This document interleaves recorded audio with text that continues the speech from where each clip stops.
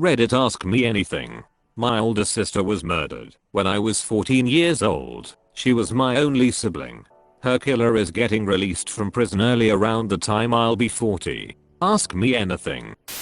If it's not too much, I'd like to ask the story. What exactly happened, and why did he murder her? I apologize for the length, but here's the full story. I remember the night before it happened like it was yesterday, so I might as well tell it. September 16th, 2011. I was 14. My sister was 19. My mom was away on a vacation with her friends in Mexico, so it's just me, my sister and my dad hanging out in the basement, watching TV. Some dumb reality TV show was on, and my sister says something silly. Would you count it as cheating if they cheated on you with their same sex? I wouldn't. Lol, she wasn't the brightest girl out there, so me and my dad go on laughing and talking about that. Later that night, it's about 8 p.m, and I'm getting ready for bed because I have school the next day, the homecoming day of my freshman year. I said goodnight and goodbye to my sister as she was getting ready to go out. She left to go bowling with her cousin. My dad and I go to bed. Next thing I know, I'm frantically being woken up at 3 a.m. by my dad. He's on the phone with a police officer, freaking out. He tells me they found my sister's car abandoned in a parking lot, door open, keys in the ignition, all her belongings there, but with a flat tire.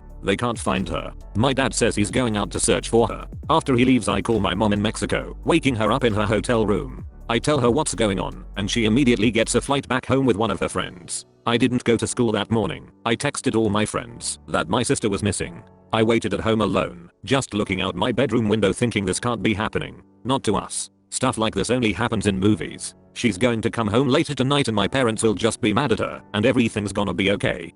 Obviously we know that didn't happen.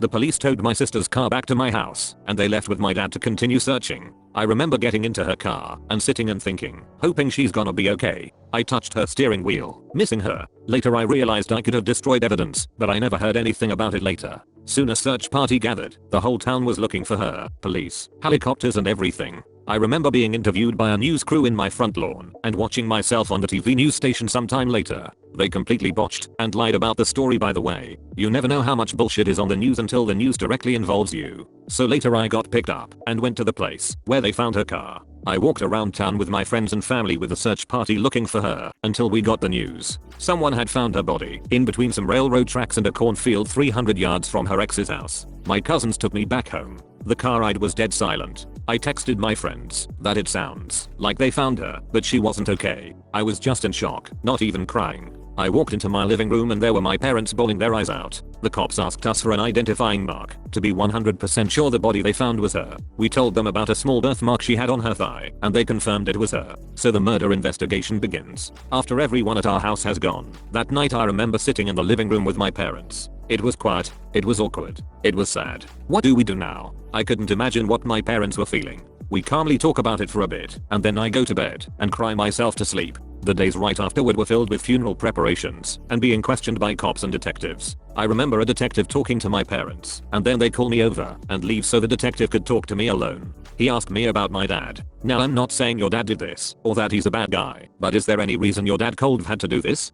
I tell him of course not. I have the best dad in the world. He says he knows he didn't do it, but he had to ask. A few more days pass, and it comes time for the wake. Before everyone got there, it was just my parents and I, in front of my sister's cold dead body in a casket. We had to choose a turtleneck dress of hers for her to wear to cover the bullet wound in her throat. We held her hands, stroked her hair. I tried not to cry. When it was time to leave, we each kissed her on the forehead. I still remember the strong smell of the formaldehyde. A few days later came the funeral. It was in our huge church. There were at least 1,000 people that came. Some of my friends skipped school to be there with me. My parents and I stood in a line next to the casket so the people viewing her could hug us and such. Half the people didn't even know who I was, so they just walked past me and talked to my parents. I refused to be seen crying, so I did not cry at the funeral. At the end, my dad and 5 other men in my family carried the casket out of the church and into the hearse. We left many cars following the hearse back to the funeral home where we said our final goodbyes before she were to be cremated. We received lots of gifts from the funeral. One thing I treasure most is a locket of angel wings shaped like a heart.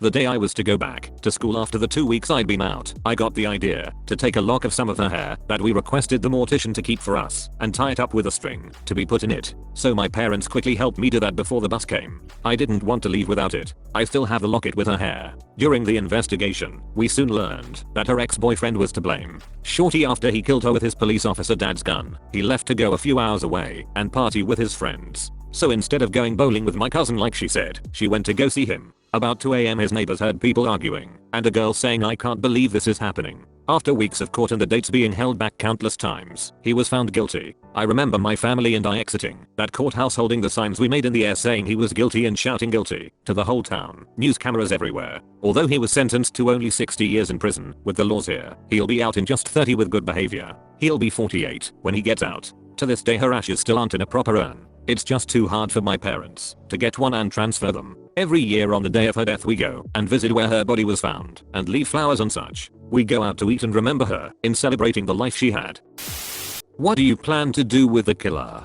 It's likely that my parents will be dead by the time he's released, and that's a scary thought for me. But I'm just going to have to avoid him at all costs. There's not much else I can do. I wouldn't even know what to do if I ever saw him anyway. My dad would kill him no doubt.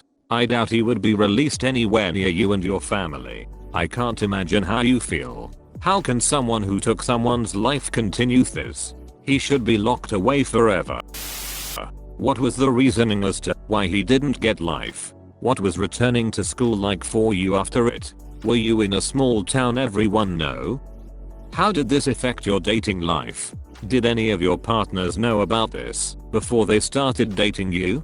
Did your parents ever worry about who you dated and wanted to do a background check? Sorry for all the questions, and so sorry this happened to you.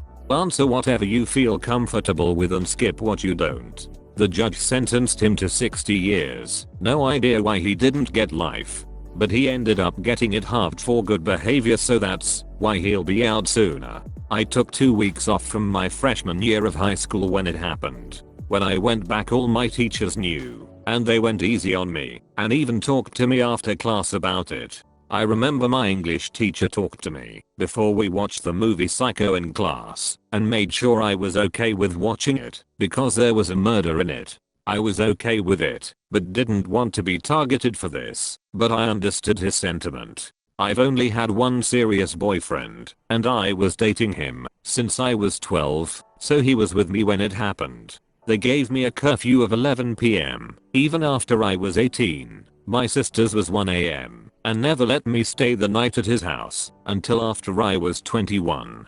He's owned guns since he was 21, and I've still never told my parents about it in fear that they wouldn't let me see him anymore. We are still best friends and my sister died by gunshot. Sorry if I'm being too much of an intruder. Please tell me if you feel uncomfortable with the question.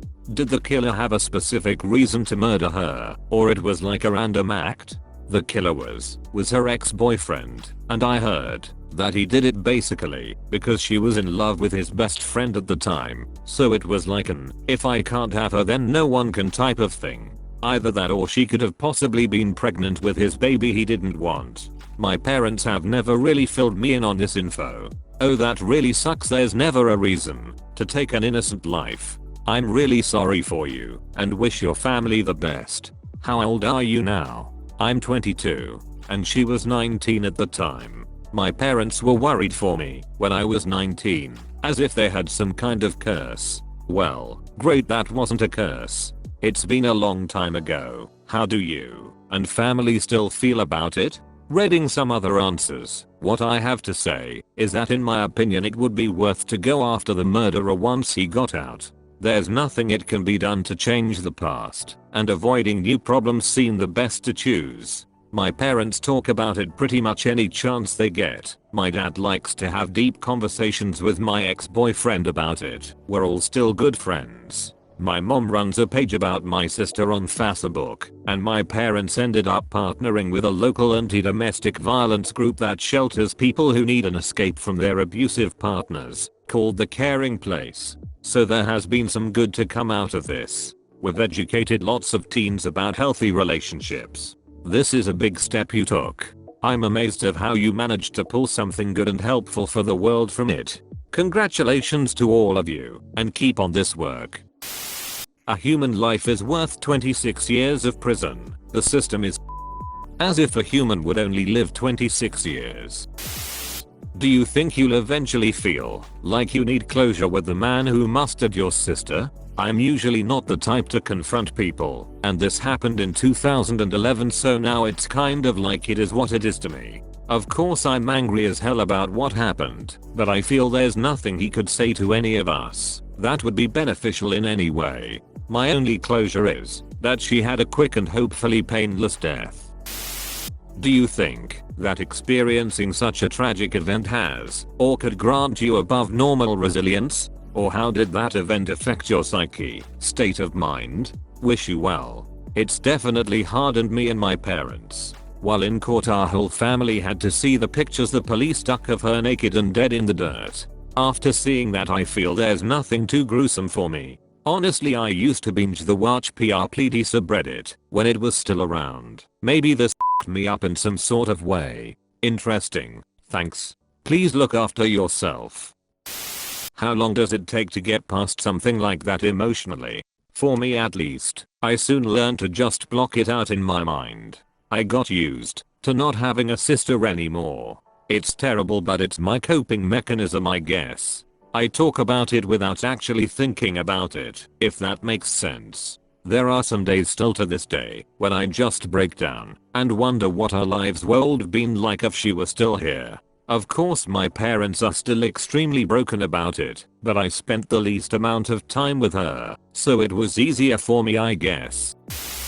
I'm so sorry. I hope when he gets out, he lives a normal life and doesn't hurt anyone else. My question: how do you feel about him getting out? It's a bit scary, since most of my family might not be around anymore when it happens, but I'm not exactly worried for my life. Of course it is ridiculous that he's only serving around 30 years. He can still have a life as a free man when he gets out at the age of 40 something. It should be a life for a life. He needs to rot in prison. But there's nothing I can do, so it is what it is, as long as he stays the hell away from us. Hopefully he's miserable, but he doesn't hurt anyone else.